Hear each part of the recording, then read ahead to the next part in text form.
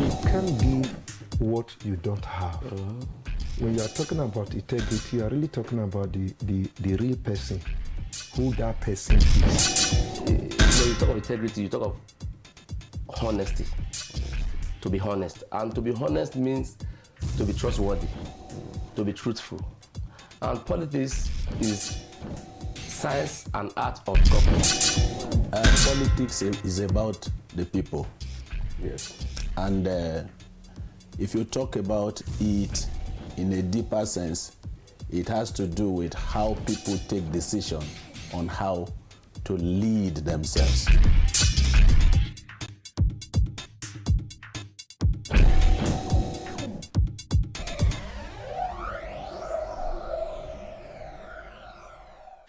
Good day, viewers, and welcome to today's edition of Christians in Politics. I am Charles Philip Owakolam. We shall be discussing Christians' active participation in politics. Now, it is true that Christians have been called upon to actively participate in politics and governance of any nation they find themselves. However, there seems to be divided opinion concerning active participation in politics. What is actually the challenge? Why are some Christians skeptical about politics? Is it the political environment? Is politics really dirty? These are basically what we shall look into today. And to do justice to this topic, I have in the studio the Venerable Dr. Paul Geshnen Daju, the General Secretary, Church of Nigeria, Anglican Communion. You're welcome, sir. Thank you, Chancellor. Thank you. And we also have the Venerable Joseph Unoyan. He is the Director, Civic and Political Affairs, Church of Nigeria, and the Chaplain to the National Assembly. You're welcome, sir. Thank you for having me. All right, well, we'll just get into the topic, Christians' participation, active participation in politics. And I would like to start from Venerable Dr. Paul. You know, what is your view? What is your view concerning politics and participation? That's just what I want us to start with. What is your view? Okay, thank you, Charles. Politics is as old as creation, because God created the world according to the Christian scripture, and we believe that God did not create the world and left it without governance. So really, I'm going to define politics not in my own perspective, but in the general perspective. That when God created man and created the universe, He gave them dominion. If you read Genesis chapter 1, verse 28, that word dominion talks about governance. So, in simple terms, politics is the science and art of deliberate and systematic government. Okay. The reason why I'm using the word deliberate is because one must be conscious to be involved in politics. And I'm also using the word systematic in the sense that it has to be one step at a time. It's not just something haphazard, but it has to be an organized system of government. So that is politics to me. If you ask me, what is politics? I'll tell you, politics is the science and art of government, which involves other things we shall engage eventually. Okay, I liked those words, deliberate and systematic. All right, before we come back to that, I'll go to Venerable Joseph. Now, in politics, there's a way Christians are viewed. Okay, generally, there's a way Christians are viewed. But from the political context now, what or who is a Christian? How do you define a Christian? How do you define a Christian? And what is the situation like now in Christianity and the political system in Nigeria? Who is a Christian from the political context? How is the system? What's the relationship between Christianity and the political system? I think I will start by saying Christian is a Christian anywhere he or she finds himself, except if the person is not a Christian. We don't expect a Christian to be a chameleon who will change, when it gets to the political arena. So starting from the angle of defining who a Christian is, I'll simply say a Christian is somebody who has given his or her life to Christ. And he has done it deliberately. Let me use the word of the General Secretary, consciously. He has consciously, deliberately given his or her life to Christ. He has surrendered his or her will to God. And he can beat his chest to say, I have been saved by reason of the work that Christ did on the cross of Calvary. So, and the person is living for God. No, that is how I see a Christian. Somebody who is professing his faith in Christ and is ready to live by the tenets of that very faith. So, whether the person is in the business world or in the political field, the person remains constant, remain who he is. So I don't see the Christian differently from the area of politics. A Christian is a Christian. And when you get to the political field, you still remain a Christian. When you go out of the political field to other field, you still remain a Christian. If you are in the campus, if you are a lecturer, you remain a Christian. So there's this consistency. Consistency, I tell you, is one of the testimony of a genuine believer. You must be consistent, living a consistent lifestyle that befits what you profess. So that's how I want to look at it. So if you find yourself, a Christian find himself in the field of politics, he is still to live the life of a Christian and make a difference. Okay. All right. I'll go back to Venerable Paul. There is so much awareness now for Christians to actively participate. Now, but why in the first place? Why in the first place are Christians backing out from active participation? What do you think is the reason why they feel some feel less concerned about active participation in politics? Good question, Charles. I think that there is a misunderstanding of the concept of politics. And this is because of what has been the practice recently. And you will agree with me that people have assumed and accepted the falsehood that politics is a dirty game. But from the definition of who a Christian is that the director of said, you know that a Christian is someone who has a mandate of heaven, who has removed himself from the ills of the world and has accepted the new life that is in Christ. So the Bible tells us that we are not of the world, but we are in the world. So if politics is dirty, as people have accepted, that is the more reason why Christians must be in politics. But people have shied away from it for different reasons. Now, take an instance with the election in our country today. You see, there is issue of killing, issue of rigging, issue of corruption. There is ballot box snatching. There is all kinds of evil. In fact, sometimes politicians, yes, you have to sleep with the person who is looking for that seat before you give him your support, and then godfatherism and all of those things. It makes it murky for a Christian who wants to remain a Christian to get into politics. But even at that, remember what I started with, that the reason why we're in the world is to transform the world.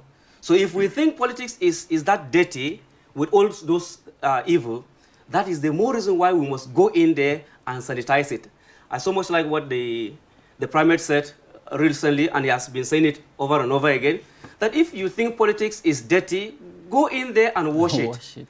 Baptize it, make it clean, so that it can be acceptable to Christians and to every other person. So I think that's, for me, these are some of the reasons why Christians don't want to participate in politics, because of the ills and the evil that is there that we see glaringly. Okay, Venerable Joseph, do you want to add to what he has said? Yeah, like what he has rightly said, many people have been moving about with the notion that politics is a dirty game. And I think we have said it here and we'll say it again, that if politics is dirty, then we therefore need Christians who are the detergent that will be used to clean it up. Because the Bible says we are the light of the world. So if there is darkness there, in the field of politics, I think somebody who has the light, who in this context is a Christian, should go in there to show his light. And you know one thing that is very, very unique, no matter how small light is, once you bring it up in the midst of darkness, it will show, it will shine. Exactly. Light has a way of dispelling darkness. And so if there's darkness there, we who have the light of God should go in there to lighten up the place. The same thing about salt. Yes, there's a lot of bitterness, a lot of struggle, a lot of corruption, a lot of challenges in the political terrain.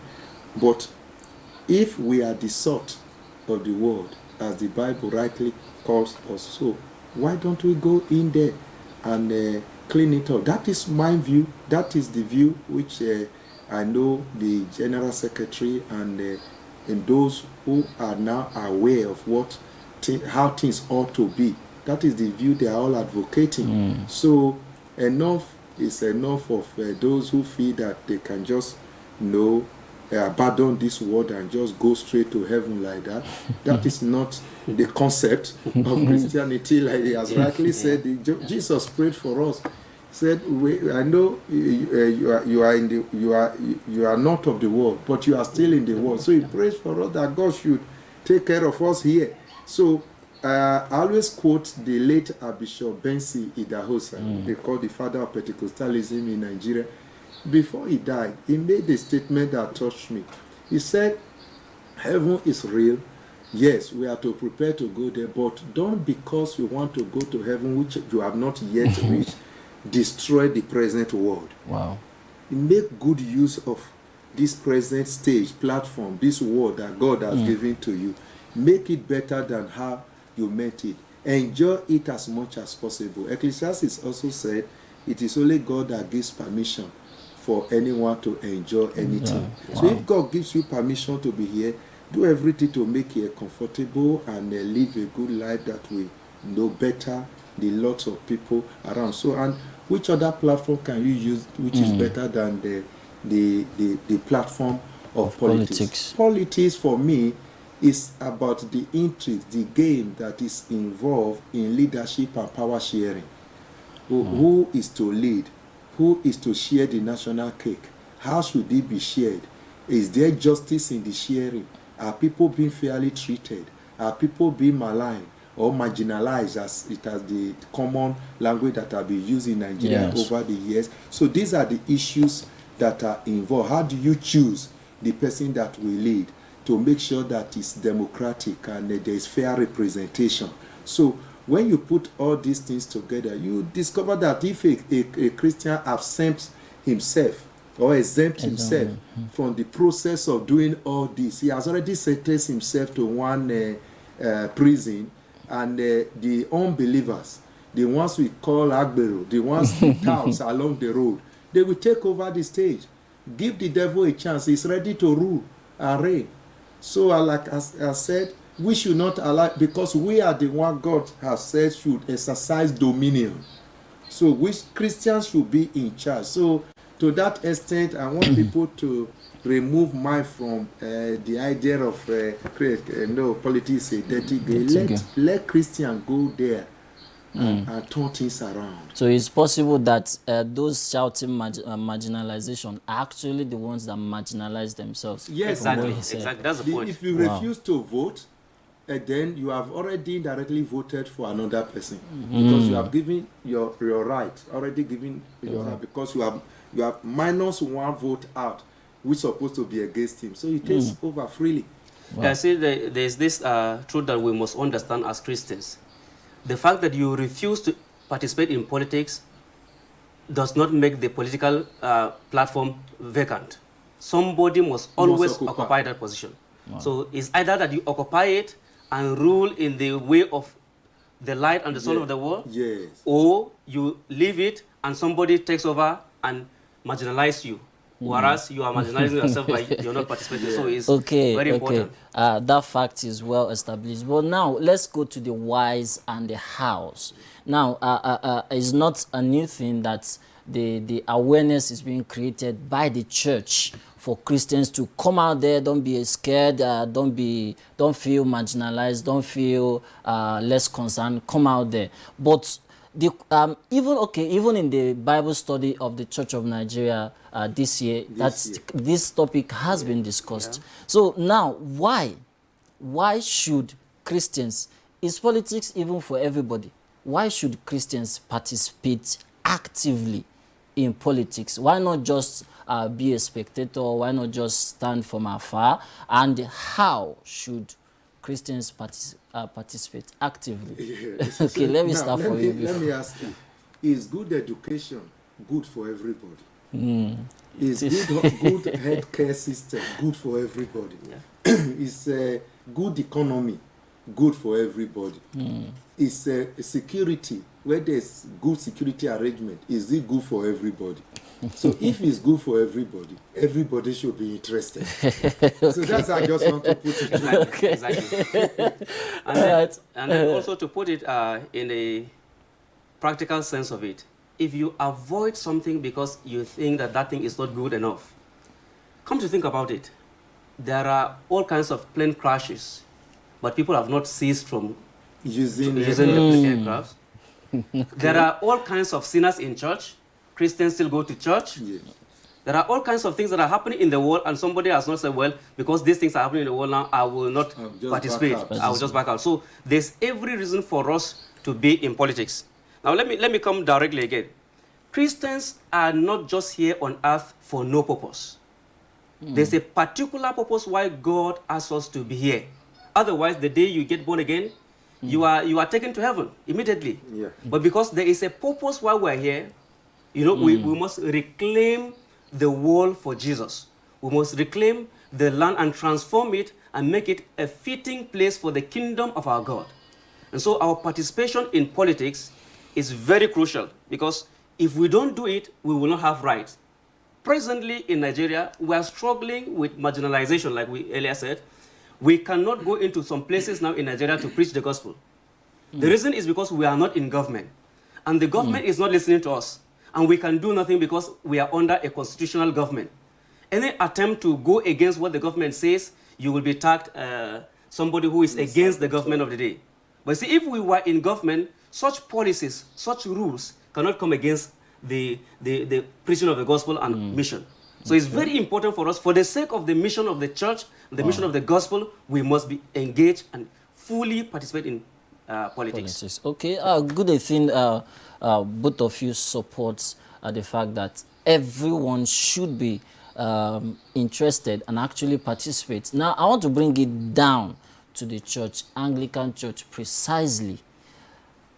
Is an Anglican clergy, Anglican priest, supposed to participate actively in politics? Should an Anglican priest hold a political position, or is the canons of the communion against it? Is there provisions for it somewhere in the canons of the communion? I'll start from the general. That's a very, very dicey question, but very important, because I've also had people ask the same question, whether a priest can go into politics and be voted for. But I think that the rules are simple. The canons are very clear about it. There is a calling for the office of a priest, and there's a calling for the office of a politician. And the office of a politician and that of a priest cannot be merged together. There is a separation. There's a way a priest can be active in politics without being a partisan politician. That way, a priest can encourage his church members by educating them politically. He can encourage them to get their PVCs like we did. He can encourage them to go and vote. He can encourage them to participate in observation of election. I think myself and the director were part of the observers during the last election. So those are the things that the priest can do. But for the priest now to still be a priest in charge of a church and now be a card-carrying member of a political party, I think the canons of the church will not permit him. I will quote what the retired bishop of Kaduna, Northern Nigeria, Bishop Oboyemi said. He said, if a priest should come to him and say he has had the call of God into politics, what he will tell such a priest is, resign your appointment, your call as a priest, and then now pick up that political side and go out there and contest. But he said also that if after the process, the priest would want to come back again, well, he may accept him, but the priest again will have to follow the due process of being readmitted again before continuing with his priestly duty. Because it is not possible for you to be engaged, because, you know, the politics we practice in Nigeria is a party politics.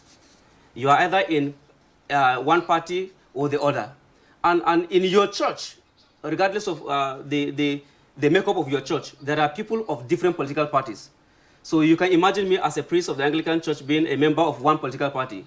What about my church members? Will they listen to me? Will they obey me? So there are dicey issues like that, that a priest is not supposed to be a partisan member of a political party, but he has the duty under God to be active in politics, by which I have explained that political education and encouraging his members to be active in politics is a part. I think the director would want to say something on this. Okay, before I come to you, director, you talked about active but not partisan, and your definition of active in this context is not holding political position. Yes. Okay, so you are saying that the canons are against political position. Is that what you're saying? Yeah, but the point is this. If you cannot be a priest of a church and you go to church every day to lead people in prayers, and at the same time you hold a political office, the canons of the church will not permit that. But okay. My word active there is just the opposite of the word inactive. Inactive. By implication, okay. You should be interested in what is going on in the polity of the nation, the politics of the nation, the governance of the nation, and educate your people. By even praying, you are participating in politics already. Okay, because why, I will come to you, sir. Why I'm trying to establish that fact, I know of the fact that Venerable Professor Nebo in Enugu Diocese is a former minister of power. Yeah. And he's active in politics, and he held a position. So how do we reconcile? Okay. Just before you come in there, those are appointments. Okay. The man never contested for that position. But that is not to say that the man cannot contest. He can actually contest, but he must resign his office as a priest first. That's the point we are trying to establish. Okay. But he can be appointed. Our Archbishop in Jos, Archbishop Benjamin Kwashi, was once the advisor to the president on youth matters. He was still the Bishop of Jos, but he was an advisor in that regard. Okay. So you can be active in that sense, but not the political... elective political positions. So the church allows political appointment, but not contesting. Yeah. It's all right, okay. Yeah, because if you are going to contest, you must contest in the platform of a political party.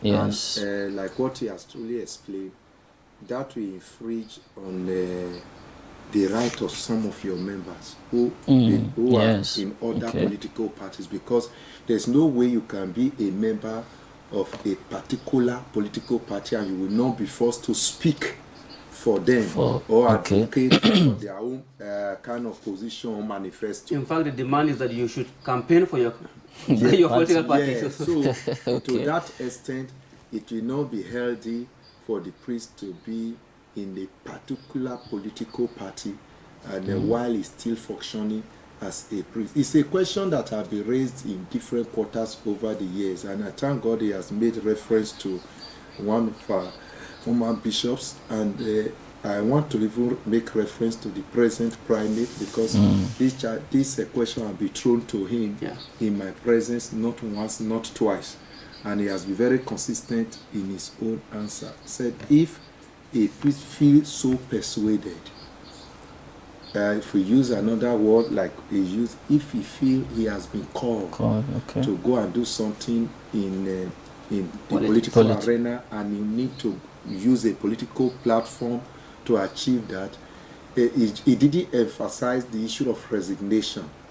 He said you have to make this officially known to your bishop, and the bishop can give you the leave of absence. Which is close to resignation. Resignation is that you have completely removed yourself from priesthood. But he says you can discuss with your bishop, who can grant you a leave of absence, which means for as long as you are actively involved in that partisan politics, you will not be allowed to be in charge of any congregation, because that would be a recipe for confusion. So, but when you are done, you feel that what God has asked you to go and do there has been accomplished. And you so wish to come back, you have to come back to your bishop again, who will look at, of course, your performance out there. we also be looked at. We now determine whether you'll be accepted. If you have justified your going out there, you have made a difference. You have made heaven proud. You have made the Church of God proud by what you have done there. You have shown good example. The church will joyfully absorb you back, and you continue your work again. Then using that of Nebo has really cleared it, so there should be no confusion. That was a political appointment. I've seen many people, priests, serving priests, venerables appointed as head the Pilgrim Welfare Board, and chairmanship of some boards. Look at Bishop Koka of Sokoto, the Catholic bishop. He has always held several positions, boards, participated in major governmental panels over the years. So that there's nothing wrong in that, because they will need a priest, they will need a man of God there to provide a balance and to ensure that the angle of fairness, justice, and fair play is watched at all times. So to that extent, a priest can participate. All right, a priest can participate in politics, and with that, we go on a short break. Please stay tuned.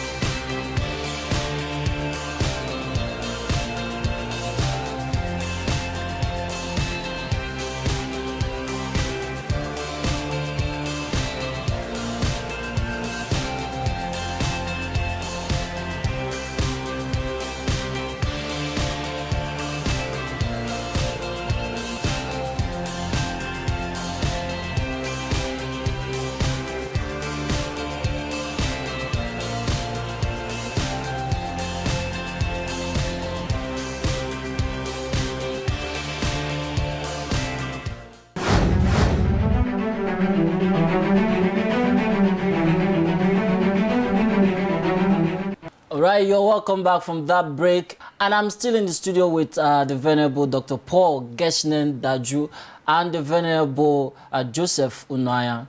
And we've been discussing Christians' participation in politics. All right, before we went on break, we were talking about what the church thinks about priests participating in politics. But right now, I want us to go to church politics itself. Can we say church politics is an example to the world politics, the secular politics? I'll start from you, Venerable Geshnen. Yeah, I think that ideally, the answer should be yes. Okay. That church politics should be an example to secular politics or politics of the nation. But in reality, somehow, we have some challenges. But it is not that we have accepted those challenges and made them what we practice in church. You know, sometimes you find people struggling with power and issues like that in church during elections of positions. But the ideal thing is that the church should set the pace for the nation. The church should set the pace to any political platform, because there we obey the rules, there we have respect for persons, there we have the fear of God. So with all those package, you know that you can say the church has an example that is worthy of being emulated by the society. Okay. So yes, the church has an example for the society to follow in terms of politics, by way of organization, by way of fair sharing, by way of ensuring the good of all. Okay, what do you think, Venerable Joseph? Well, as they normally say, they say every human being is a political animal. So, as far as it is human beings that are in the church, you cannot avoid getting involved in politics. There is still politics within the church. But like as he said, we do have some challenges. And sometimes the pressure of the world sometimes affects the church. Nigeria have so emphasized tribalism, sectionalization to an extent now that sometimes it's rubbing on the church sometimes. And but that is to be discouraged, and the church is discouraging it, within the powers that are available to her. But there are so many good things that the people out there can copy in the church. Even, let's take for instance the election of bishops.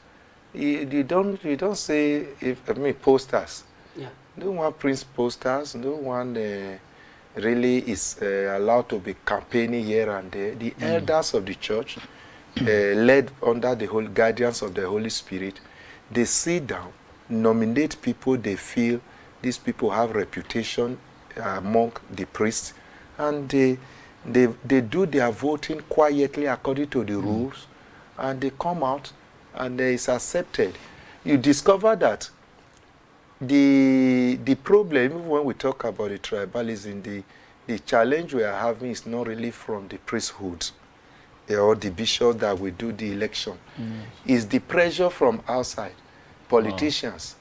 Of recent we do see a situation whereby the election is to be done, then maybe one governor or one very high-profile royal father is trying to pressurize the church on who they want another. That's why I said sometimes the world, too much pressure, they do want to influence the church negatively. But there's still a lot for the world out there to learn from the church. When they want to do elections and all those things in the church, you don't hear killings, you don't hear ballot snatching. He's the general secretary of the church. Have you heard of ballot snatching? But they use ballot and all that. But no, we have never heard that a bishop snatched ballots and organized talk. Buying and selling of vote is not happening there. So a lot for the world to learn. And most elections are quietly accepted Okay. So I think there's a lot to learn. All right. So, for as an example now, the church politics as an example, what should the church teach in terms of goals, aims, purposes of going into politics? Because as church encourages everyone to be active, there should be reason for going into it and vying for a particular position. Yes. Now, that is what the church. That is why we are here. Trying to encourage people to go in and telling them to go out there and make a difference. For instance, if you hear tomorrow that Venerable Nwanya resigned, as he said, or have gone to discuss with the primate to say, give me leave of absence, I want to contest. It's not because I want money or I just want to make name. It's because there are things that I see that ought not to be, but it has become a norm. There are things that are not working, which I feel ordinarily should work. Now, if I live here now, I'll be heading towards the National Hospital to see a child that was knocked down by a vehicle on Sunday evening and is still in coma. Now, I was surprised yesterday. It was rushed from Wuse General Hospital to the National Trauma Center, a national hospital. Okay. And I went there. It was there on ZG and everything. But yesterday in the morning, they want to do MRI test. And they said they don't have the machine.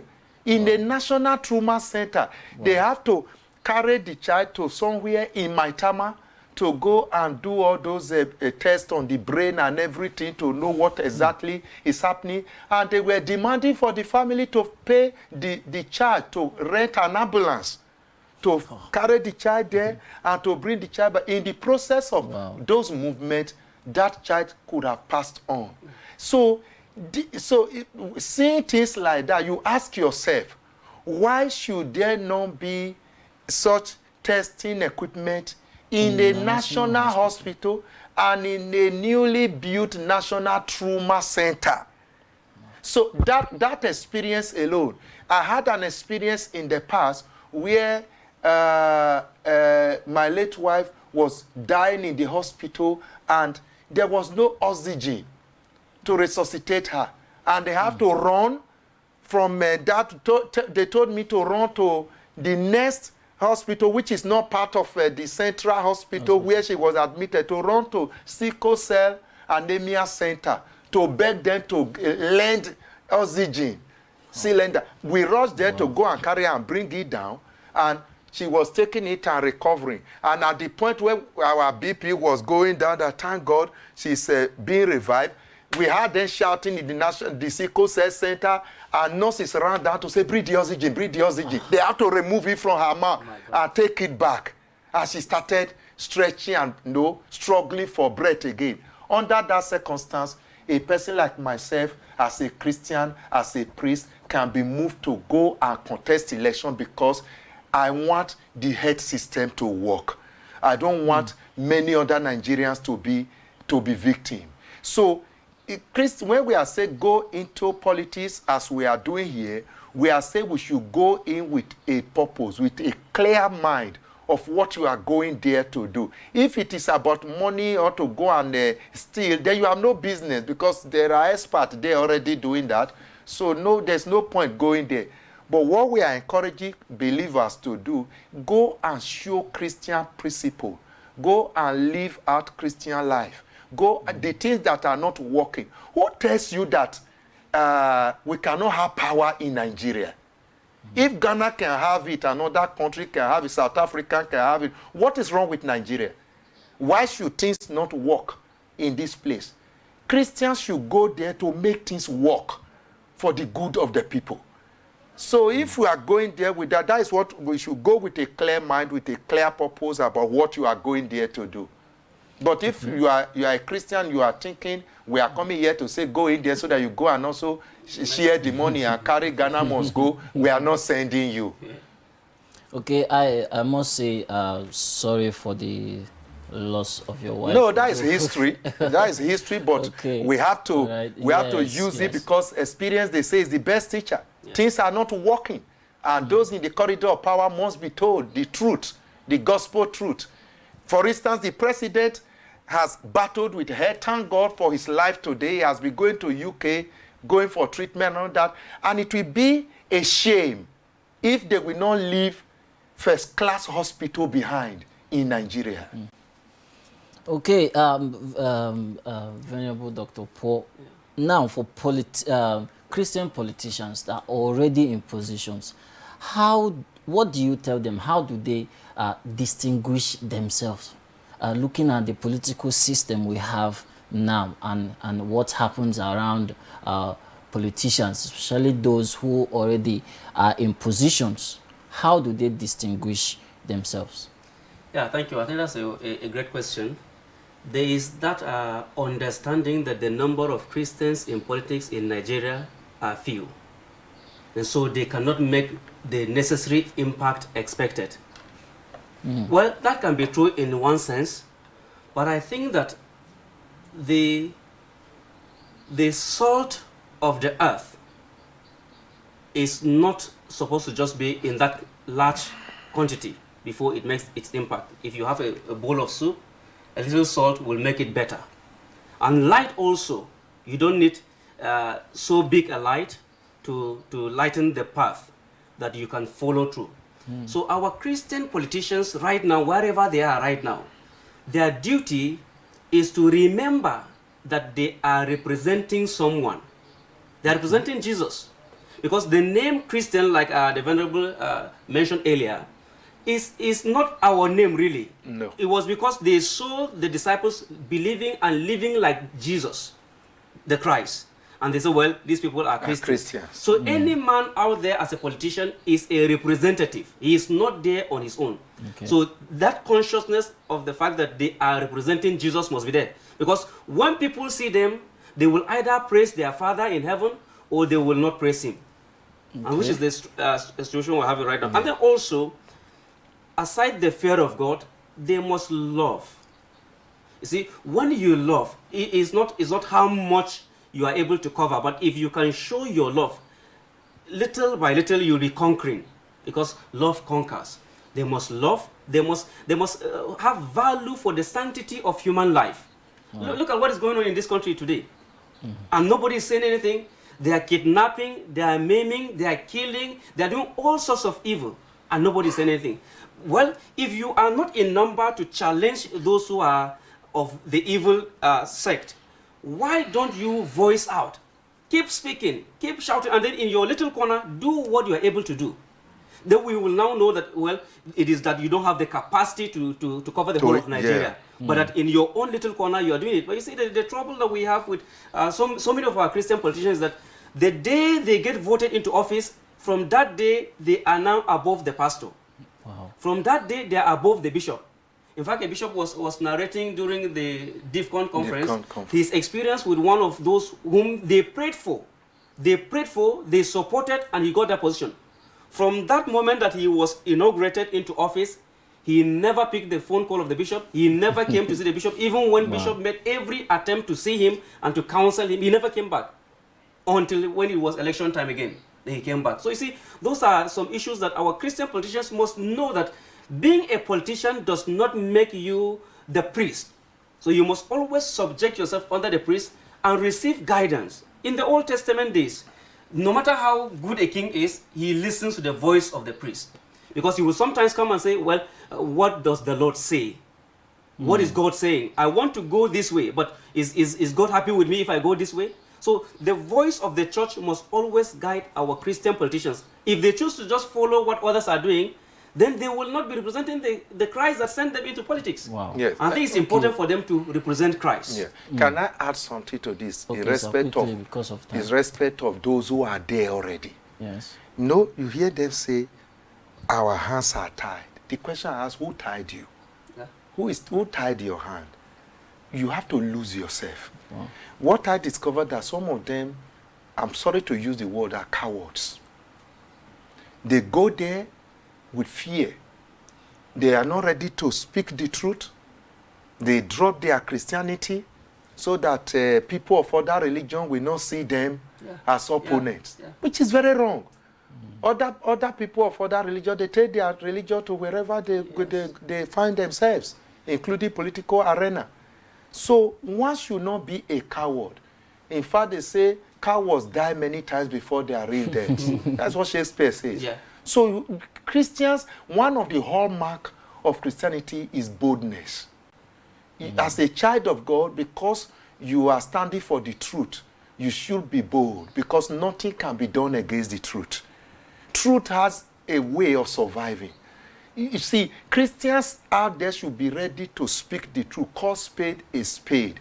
Then, if you don't have carcass in your cupboard, why are you saying your hands are tied? Why are you not bold enough to speak? You know, somebody told me, you know, if I speak now, they will send the FCC after me. If you did not steal money, what will the FCC do to you? But again, if you don't speak, why don't you do? Why don't you do? If you are a governor, why don't you do your little best? If you are a local government chairman, why don't you do your little best? Then if you are a minister and you are a Christian, why don't you do your little best? Why don't you even do the right thing? Let it be that because you are doing the right thing, you are being victimized. Okay, but there's something I want to bring in here. You talked about being, knowing that you're representing someone, and it's common ideology that when someone is in position, he tends to bring in his own people. The president is still being accused now that he surrounded himself with his own people. What should a Christian do? Should a Christian flood himself with Christians, or should a Christian in position of power should he admit people based on merit, not minding the faith? Or yeah, you think the truth about our situation in Nigeria is that, like the writers have said, we are incurably religious. Okay. So there's no how you go and Nigerians will not be religious. But the duty of a Christian is to be the light. So if this nation now is made up of Christians and those of other religions, then this country belongs to all of us. A situation whereby you marginalize others, that's where tension comes in. So there should be no marginalization. People should be given opportunities to do the good they can do fairly. In fact, Aristotle, who is seen as the father of modern politics, he said politics is fair sharing. The good of man, the good of the society, and things like that. So when people are good, regardless of what religion they are affiliated to, give them the opportunity of serving their God and serving humanity. But this idea of, okay, because I'm a Christian, everybody around me must be a Christian. You see, that again gives an impression that when next you are not in position, then the other person should deal with you. And as it is right now in Nigeria, the situation is not pleasant for us as Christians, because we are being marginalized. And it is wrong. So if we are shouting against this one, we should not get in there and also do it's not like do me, I do you. God knows. Okay, let's talk about influence now. You made reference to a bishop that said he prayed for someone, and when he got to the position, I couldn't even reach him through phone call. But do you think church should have a role in politics? Should the church influence politics? Because these days people have mixed reactions concerning church meddling in politics. Some people think church tend to meddle a lot in politics, and when some men of God comment on some issues on the national, some national issues, the man of God tend to get insults, attack back. So should church actually meddle? I want us to put a clarity on this. Should the church have influence on politics? The language meddle may be confusing a bit, but should church have influence in politics? Yes. Okay. Because the church that you are seeing right now can be shut down by government. Okay. And so if the church will not participate in politics and put in the right people to guard also and guide her own interests, chances are that you will be at synod and then a circular will come up that government is saying this church will no longer exist. Okay. So the church must really influence politics. We must call them to book, call them to order, tell them what we should do. That's why if we meet at synods, we meet at standing committees, we meet at church occasions like that, we bring out communiques. We raise out issues, because it is important for the government to know that the church is watching and is also following in governance. Because in a situation whereby the church is like lukewarm or apolitical and not interested in what is going on, then gradually the church will also lose its right to existence. And as it is in Nigeria, the church would have to fight back seriously. Otherwise, not too long, the northern part of Nigeria will have no church. Because they are killing, they are destroying, and things like that, and nobody is saying anything. But the church must influence in politics. So we must look for how to get our people in politics. We must have to get how our people can do the right thing if they're in politics.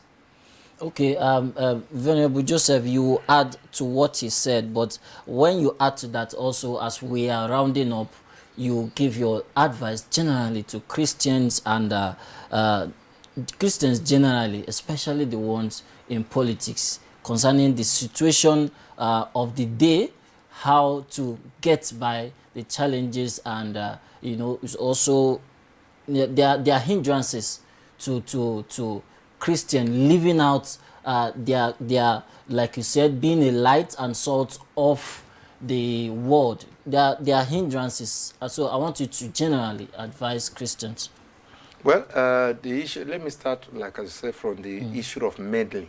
I think the word is not completely wrong. People have always used that terminology. Why should church be meddling with the political affairs? Yes. The question is the church part of the society? Okay. And the answer is yes. Does Christians go to the same market with other people? The answer is yes. Does the children of the Christians, even the children of the pastors, do they go to public schools and schools? The answer is yes. So to that extent, when a church takes a position, you cannot say it's meddling. Yeah. It's talking about something that affects her directly. And for the pastors, talking about bishops, general overseers, reverend, gentlemen speaking on political matters, and they are being criticized. At least we, because we are pastors, we should be the conscience of the society. We should be the harbinger of truth, who will promote truth, promote justice, promote the doctrine of fair play and equity. So if we keep quiet, things are going wrong, and we keep quiet as men of God, we are not doing our society any good. Look at any nation that have developed in the world, or any nation that have been able to overcome all these teaching problems. You find out that men of God played no central role. Look at Desmond Tutu, how he played no central role to fight against apartheid in South Africa. If such men of God had kept quiet, maybe that injustice will still be going on till today. Look at Martin Luther King, how he fought in the United States to make sure that the whole country was liberated. So it's not about meddling.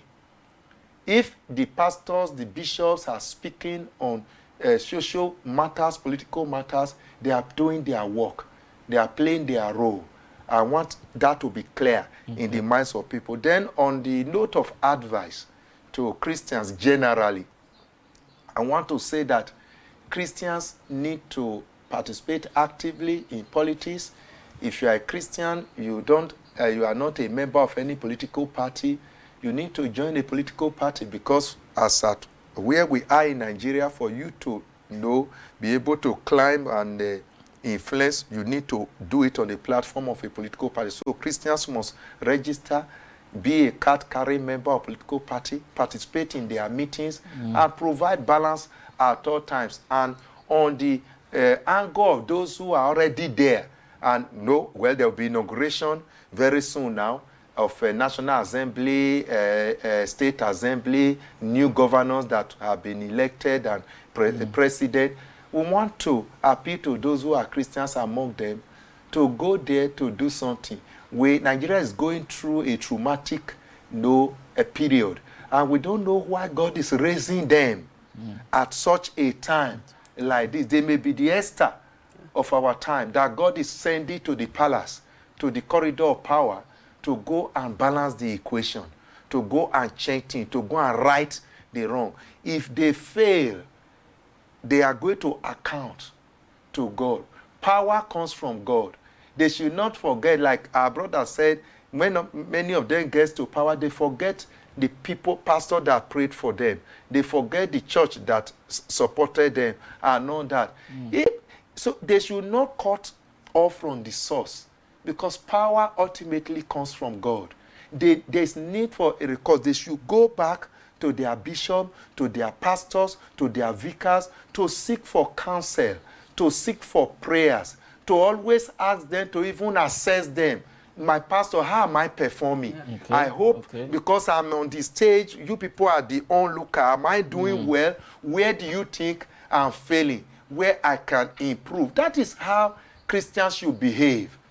So they should not forget their fathers in the Lord, or forget God and say, God, stay aside. When another time for election come, I will come. I will come. Okay. No, we should. That is a bad behavior. All right, thank you for those final words. I will take your final words now. But you add to this, it's also concerning the influence we are talking about.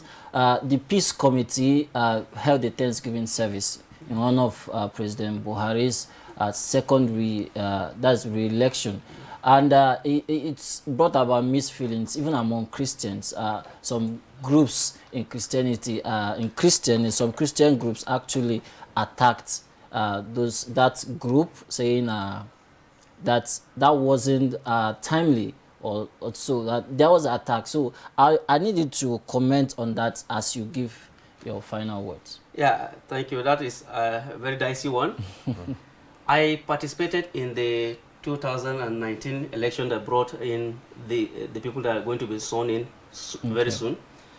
But my observation of that election was that it was marred with a lot of irregularities. There were instances of ballot snatching. There were instances of some places don't even have the card readers working. There are places where people were chased out by thugs and things like that. And so there was so by uniformed men. Uniformed men and all of those kind of things. And then there were also change of figures, replacement of figures, as it were, and with all that kind of a thing. And then there are people going to the tribunal and things like that. The matter is not yet settled. And the matter is not yet settled. So for some particular group of persons to gather themselves and say they are doing Thanksgiving, it was uncalled for. In fact, I was not aware of it. Very untimely. I never knew about it. But so as a Christian, as a priest, I think it is important for us as Christians, when we do things knowing well that whatever we are doing, others are also seeing. It is not about us. It is about every other person. And in the spirit of fair play and fair sharing of the good resources that God has given us in this country, our participation wherever we are as Christians in politics or in whatever must touch the least of the persons in that society. Every man must benefit from our position, from our government, from whatever we do. So I want to encourage our Christians, our brothers and sisters, not to be discouraged by what has happened. A time will come again when we shall be going to the polls again for another election. In about 3 years to come, 4 years to come, we'll be going back again. We should not be discouraged. Like the Venerable said, go and register now. Go and begin to make yourself known in your political party or your area, and begin to conscientize members of your community about good governance. And when it is time, act positively. Okay. All right, thank you. With those final words, we end today's edition of the program. I would like to say a very big thank you for sparing your time out of your busy schedules to be with us in the studio today. Thank you very much. Thank you. And to our viewers, we say thank you.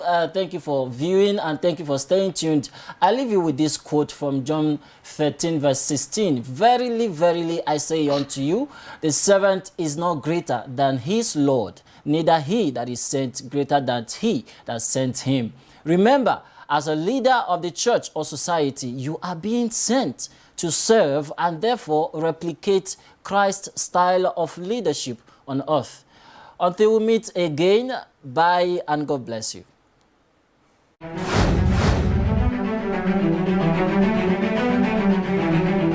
The views and opinions expressed on this program are those of the guests and viewers and do not necessarily reflect the views and opinions of the Anglican Cable Network Nigeria, ACNN.